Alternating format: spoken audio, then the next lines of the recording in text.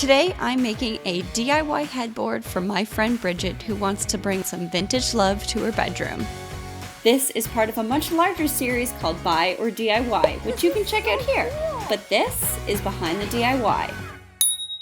If you want to make this yourself, head to thecoralchannel.com for the full material list and how-to. If you haven't already subscribed to Coral, make sure you do and click on those bell notifications because you don't want to miss a DIY from me. Yay!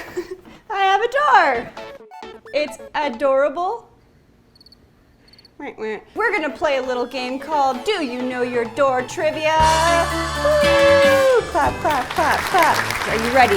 We have our top. This is called our top rail. We call this the freeze rail. Our cross rail, mid rail, intermediate rail. At the bottom, we have our bottom rail. We have a style, variant style. Our 5 panels. We have our sticking that goes all the way around. It's got the most beautiful hardware built into it. And that, my friends, makes a door. I'm so strong, it's crazy. I'm just kidding, I'm fine. I'm like totally great. So now we gotta prep it. So we're gonna lightly sand our door down with a 220 grit paper. The idea here is just to kind of take off all the scuff. I'm gonna be sanding in the direction of each of my panels. I wanna work with the grain, not against it.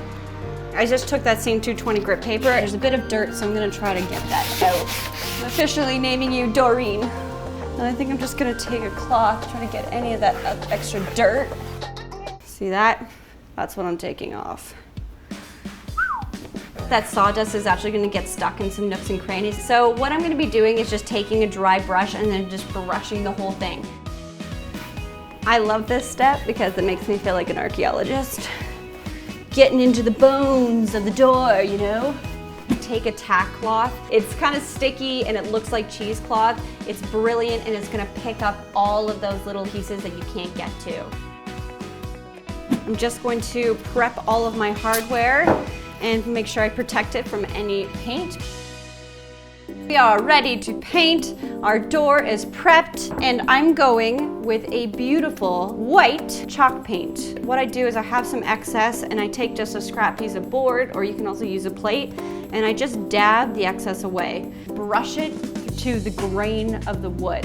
And my goal here is to not completely paint over it. I want to just kind of leave that weathered look, that vintagey look.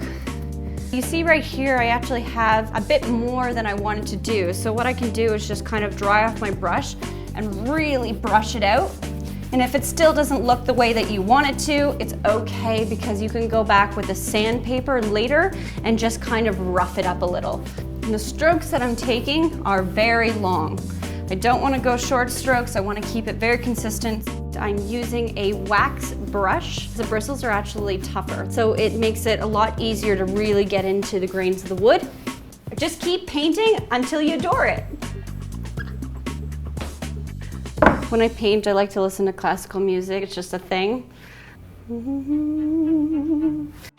Reasons why chalk paint is great. It hides a lot of imperfections.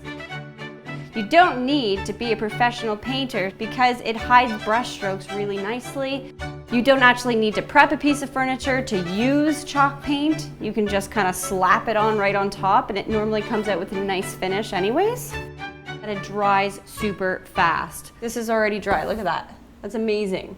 Take back that 220 grit sandpaper. I'm actually just gonna quickly make some scuff marks. Once your door is dry, we're gonna top it off with a wax finish. It's gonna make it more durable from the wear and tear of every day. There are lots of different kind of finishes out there. You can go for a gloss, a semi-gloss, or matte. Just choose the one that's right for you. Let that sit. Once it's done, I'm gonna buff it out just with a cotton rag and then apply one more coat. So now that my finish is all done, I just can remove the tape from my hardware. What I want to do is actually create a small little shelf that's going to sit on the top side of my door. I'm going to use this 1x3, cut it down to the size of my door, and just go through the same process that I went through with the door. Sand, paint, finish. So when it's done, it's going to go from this to this. Ta-da! It matches my door It's so beautiful. You want to apply it to the top side of the door, clamp it down. I'm gonna pre-drill my holes and then secure with a 2-inch wood screw.